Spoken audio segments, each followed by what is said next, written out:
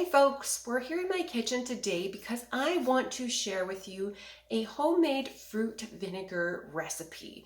Now you can make a lot of different traditional types of fruit vinegars, but today I'm going to show you how to make homemade raspberry vinegar from scratch.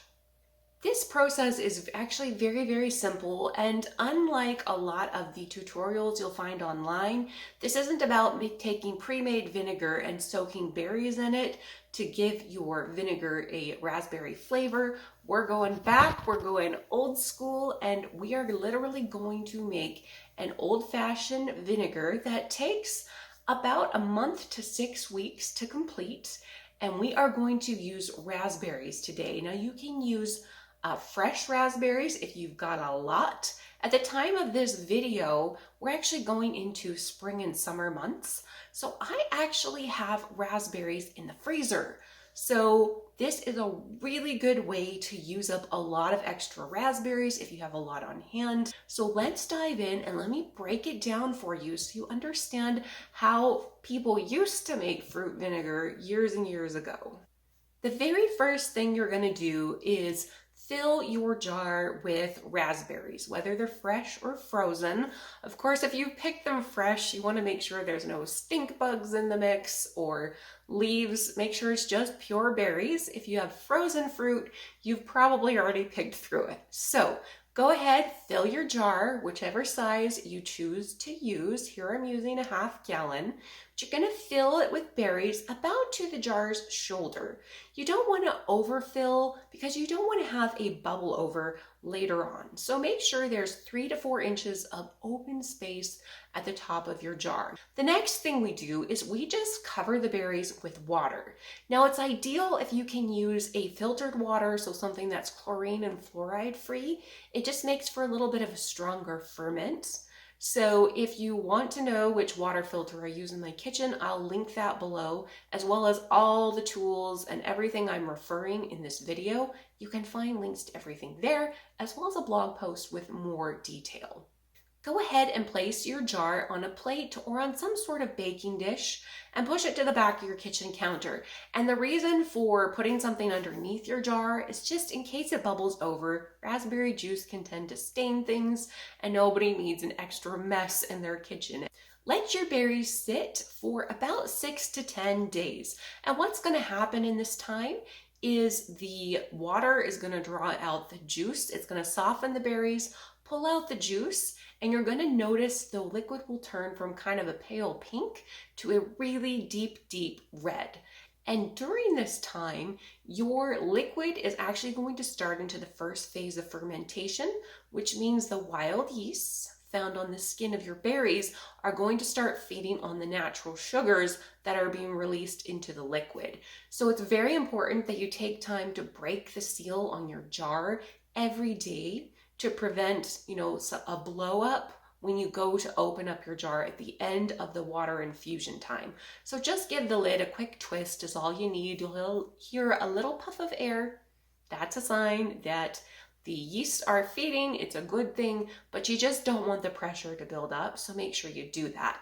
As things sit, you're going to notice that the raspberries are going to kind of rise up and compress in the top portion of your jar. You're going to see a clear line in the bottom of a deep red liquid.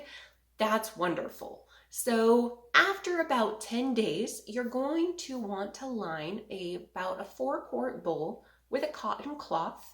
Again, I'll leave links below to the tools I use in my kitchen, but you want to work over the sink and go ahead and pour the jar's contents into that cloth-lined bowl. And then you're just going to grab up the 4 corners of the cloth, knot them together, and the solids are going to be stuck in your cloth and the juices will drip out below. It's a really fast and simple way to separate the solids from the liquid. If you want a very strong raspberry vinegar and you've got a lot of raspberries on hand, you can take that collected liquid and run it through another batch of berries and a second and a third batch, and that will really intensify the raspberry flavor and it will raise the sugar content, which actually makes a more acidic vinegar in the end. Hey folks, I wanted to take a moment to tell you about my Fruit Vinegar Master Bundle.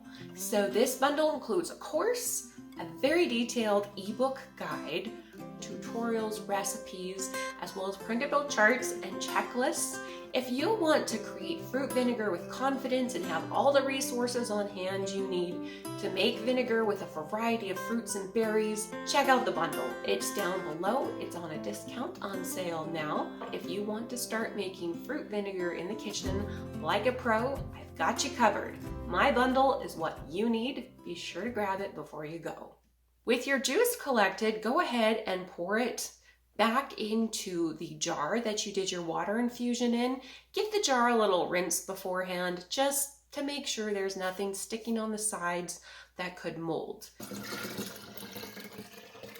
It's time to cover the mouth of the jar with a breathable cover. So once you have pure juice, you do not want to put a lid on it because the air will carry a bacteria group to the surface of your juice that is actually responsible for turning raspberry juice into vinegar.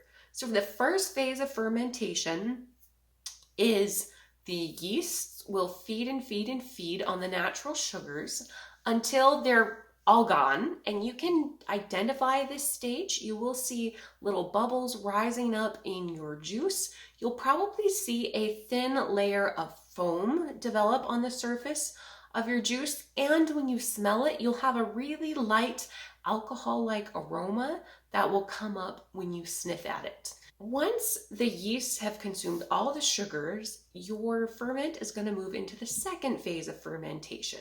So airborne bacteria is going to come in and it will take the alcohol that the yeast produce and it will start converting the alcohol content to acetic acid. That is what you have in your finished vinegar product. That's what makes vinegar strong and tangy and creates that beautiful flavor that we all love. The second phase of fermentation with the acetic acid bacteria is going to take probably 3 times longer than the first phase. So from start to finish, this project will take anywhere from 4 to 6 weeks.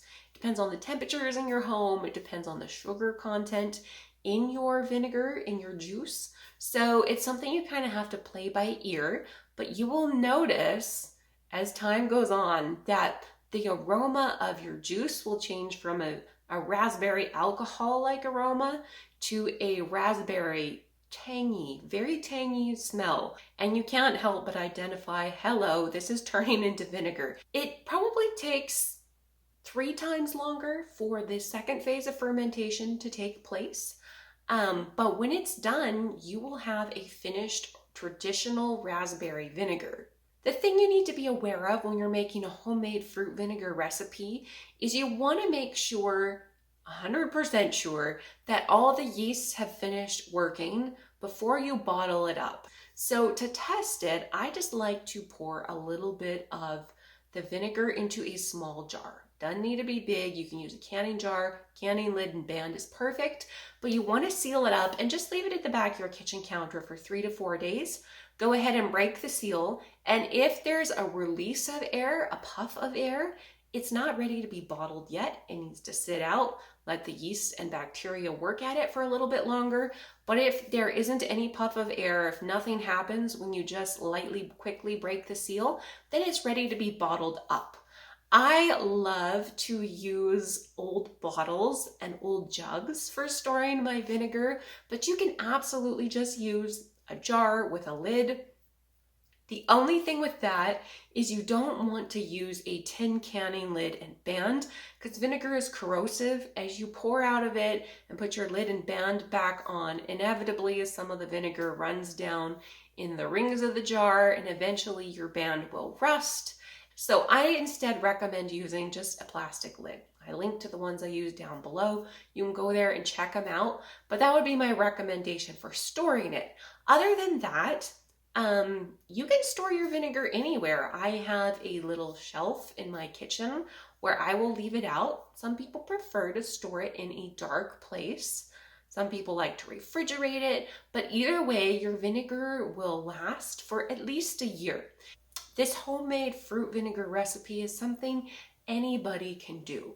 So if you have questions or comments, leave them below, and I will get back to you with your questions. Again, check out my bundle as well. All right, folks, thank you for joining me. My name is Autumn Rose. I'm the blogger at A Traditional Life, and I will see you next time.